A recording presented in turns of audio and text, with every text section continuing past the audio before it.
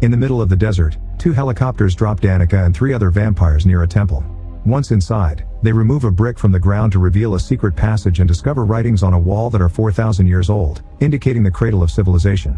Suddenly a hole appears on the ground and a hand reaches to capture one of the vampires, bringing it down. The others immediately pull back to rescue him, only to discover his head is missing before the body catches on fire and turns to ashes. At that moment, a vicious creature crawls out of the hole. Meanwhile in the big city, a warehouse explodes when it's attacked by Blade, a vampire hunter. He's a vampire hybrid himself, which means he has superhuman abilities but he can still walk under the sun and withstand silver.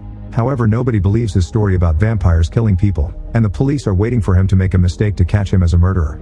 A few vampires try to escape from the warehouse, but Blade is incredibly fast and dodges their car before making it explode. Then he fights the other vampires hand to hand, turning them into ash in seconds. His best friend Whistler comes by in a truck to bring Blade his car, which he uses to chase after 2 vampires that are escaping on vehicles. They exchange a few shots on the road and Blade manages to run over one of the bikers, then he causes the other to fall through his window so he can beat him up and kill him. Suddenly the first vampire comes back and jumps on the car, but Blade quickly kills him too. There are 2 vampires left in a car ahead of him, so Blade turns the lights on his own car to burn them. One dies, but the other manages to hide. Next, Blade pushes their car with his to make it flip, and when he comes out, he discovers the remaining vampire has been staked with silver yet he hasn't turned to ash. The vampire reveals that he's just a human wearing fake fangs and this was a trap. Blade is currently being recorded by Danica to have proof he's killed an innocent civilian.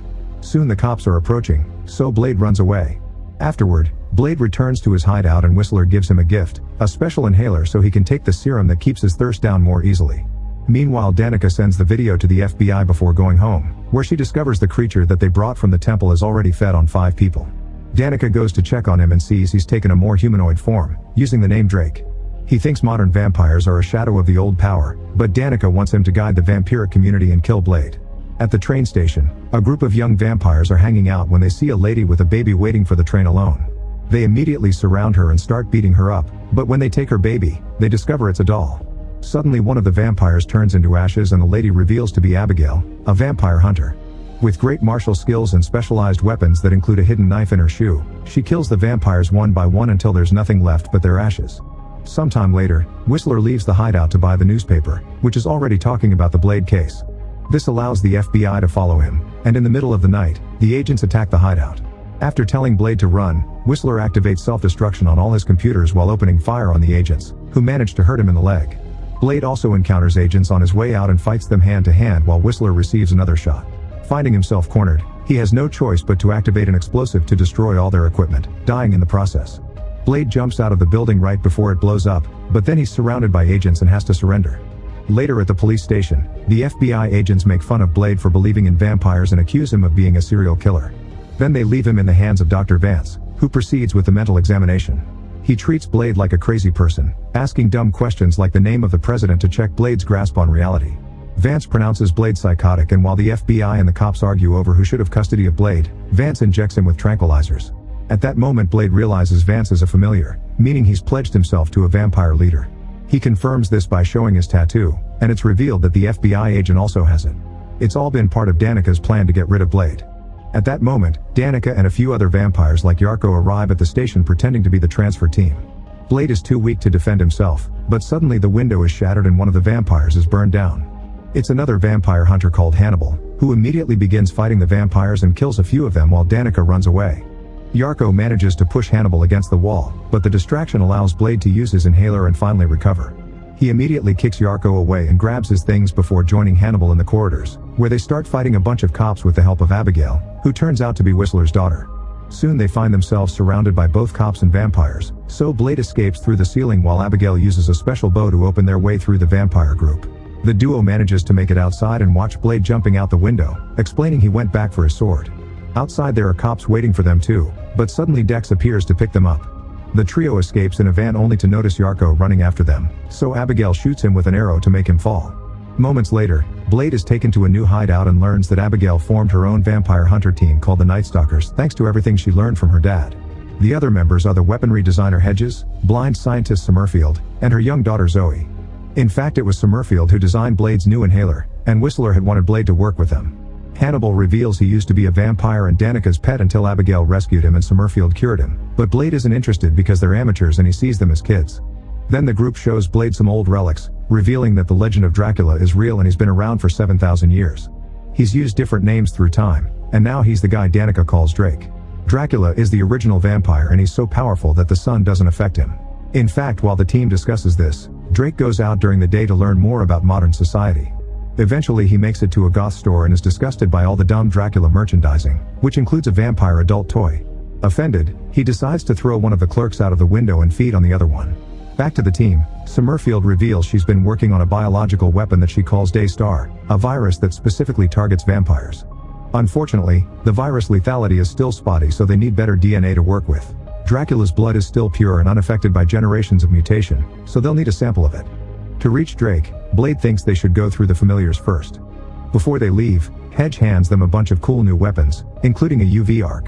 The team starts visiting all sorts of familiars, which they find by following the tattoo. They beat them all up, but none of them have any useful information. After lots of pointless fights, the trio is dangling a familiar off the side of a bridge when the guy suddenly gets a call from Vance.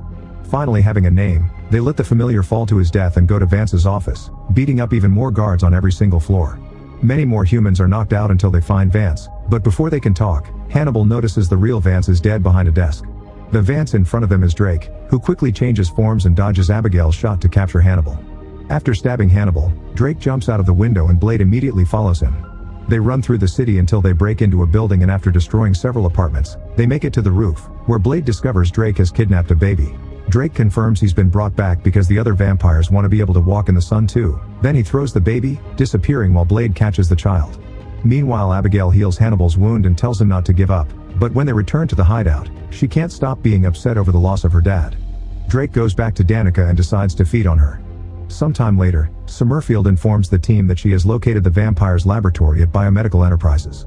She also downloaded a copy of their recent purchases, which include curious things like bone marrow growth supplements and genetic sequencing enzymes. Blade and Abigail decide to go investigate and make it to a warehouse in the middle of nowhere. Suddenly the FBI agent arrives with his vampire leader, so Blade immediately kills her and forces the agent to share answers. The guy opens the building and reveals hundreds of humans in stasis, all wired up as continuous blood donors. This is the vampire's final solution. Instead of hunting blood like wild animals, the vampires have created a blood farming facility. A furious Blade shoots the agent and then forces the computer technician to shut down the facility, which kills all the sleeping humans. At the hideout, the rest of the team is relaxing in different ways and doesn't notice Whistler enter the building. He approaches Hannibal, who is confused until Whistler grabs his face and he realizes this is actually Drake. Seconds later, Summerfield hears a noise and goes to investigate only to find a ball covered in blood. She tells Zoe to hide while she keeps investigating, not realizing she's walking right next to Dex's and Hedge's bodies. Suddenly Drake finds her, and in her hiding spot, Zoe hears her mom scream. She wonders if it's safe to come out, but suddenly she finds her way blocked by Drake. Moments later, Blade and Abigail come back to find Hedges, Dex, and Summerfield all dead, but Hannibal and Zoe are missing. Summerfield's body has been hanged up to imitate Jesus and Drake has left a threatening message with her blood. In the meantime, Hannibal wakes up chained to the floor in the vampire's lair. There's a cute little Pomeranian dog licking his face, only to suddenly reveal a monstrous mouth. Danica and Yarko come in and confirm they've been making vampire dogs before they start hitting Hannibal, asking him for Blade's plans. When Hannibal refuses to talk, Danica threatens to turn him into a vampire again and leave him thirsty until he has no choice but to feed on Zoe. Back to Abigail, she's dealing with her grief by practicing her archery, showing off all perfect shots. Blade suddenly senses a presence in the building. It's Calder, another member of the team. He has a video message Summerfield sent before getting killed in which she explains she developed a workable strain of the Daystar virus, which is now in possession of Calder. If they inject it into Drake, it'll mix with his blood and kill every vampire in the area. However, they aren't sure how it'll affect Blade because he's a hybrid. On this short notice, Calder has managed to make only one projectile with the Daystar virus, so Abigail will have to make it count. Since all the team members have a tracker implanted in their bodies for emergencies like this, Abigail is able to easily find Hannibal's location. She and Blade grab as many weapons as they can carry and take off.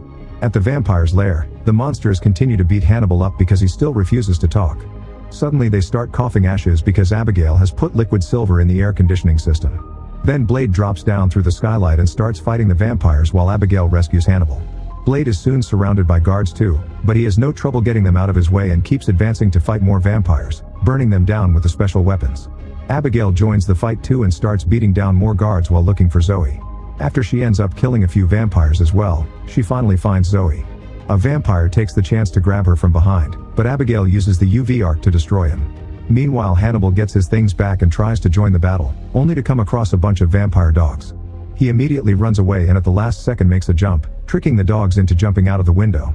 However, he steps back and accidentally falls back into his cell, where Yarko finds him and starts fighting him hand to hand. At first it seems Hannibal is at a disadvantage, but when Yarko is about to bite him, Hannibal puts an explosive in his mouth and burns him down. Afterward, Blade finds Drake and they start fighting with swords. They're both very skilled warriors and the fight goes on without either of them managing to land a hit. Some of the vampires want to shoot Blade to help their master, but Abigail appears to kill them with her bow.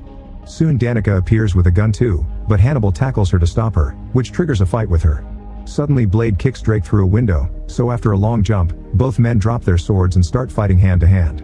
Drake drops Blade onto the ground with great strength before starting to transform into his monstrous form. Blade tries to retaliate with a few kicks and punches, but Drake is too strong and keeps throwing him away. When Drake retrieves his sword and is ready to kill Blade, Abigail finally shoots the virus arrow, but unfortunately Drake catches it and drops it.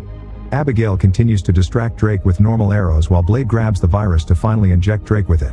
Drake roars in pain as the virus combines itself with his blood and spouts out of his body to then kill every single vampire in the building, including Danica. As all the vampires slowly turn to ash, Drake regains his human form and compliments Blade for fighting with honor before dying. Suddenly, dozens of FBI agents go into the building, only to find everything destroyed and no bodies except Blade's. Sometime later, the FBI's science division is preparing to perform an autopsy on Blade, but he suddenly wakes up. As he begins knocking everyone down, it's explained that the virus didn't kill Blade because the human half of his heart didn't stop beating, it only slowed down, causing him to enter into a comatose state until his body was ready to fight again. Blade escapes on a bike, ready to start a new life. Make sure to subscribe and turn on notifications so you can watch more videos like this. Thanks for watching.